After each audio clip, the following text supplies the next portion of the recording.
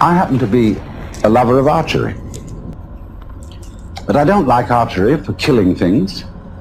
I like it as a sport. But what I like most of all is to set an arrow free, like it were a bird. You know, when it gets far up in the sky, whee! You watch it. And it suddenly turns and drops. What is it that fascinates us about that?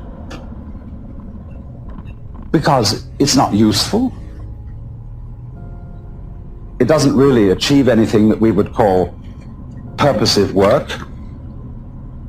It simply is what we call play. But in our culture, we make an extremely rigid division between work and play. You're supposed to work in order to earn enough money to give you sufficient leisure time for something entirely different called having fun or play. Imagine, too, if you were a bus driver. Bus driver is ordinarily considered an absolutely harassed person.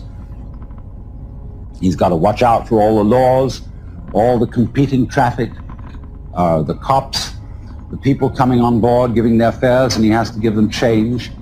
And if he has it in his head that this is work, it will be hell.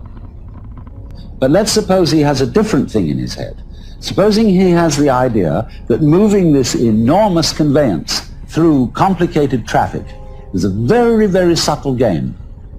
And he has the same feeling about it that you might have if you were playing the guitar or dancing. And so he goes through that traffic, avoiding this and avoiding that and taking a fare like this, and he makes a music of the whole thing.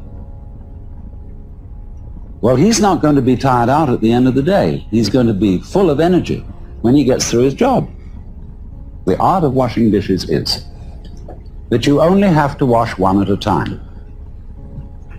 If you're doing it day after day, you have in your mind's eye an enormous stack of filthy dishes which you have washed up in years past, and an enormous stack of filthy dishes which you will wash up in years future. But if you bring in your mind to the state of reality, which is, as I've pointed out to you, only now. This is where we are. There is only now. You only have to wash one dish. It's the only dish you'll ever have to wash, this one. You ignore all the rest, because in reality, there is no past and there is no future. There is just now. So you wash this one. And instead of thinking, have I got it really clean, as my mother taught me with an angry voice, that I had to get every little scrap off it, and she got angry at you.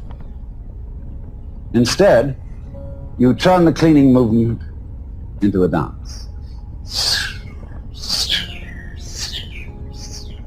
Like this. And you dig that. And you swing that plate around, and you let the rinsing water go over it. And you put it off in the rack. Crazy. See? Take the next one.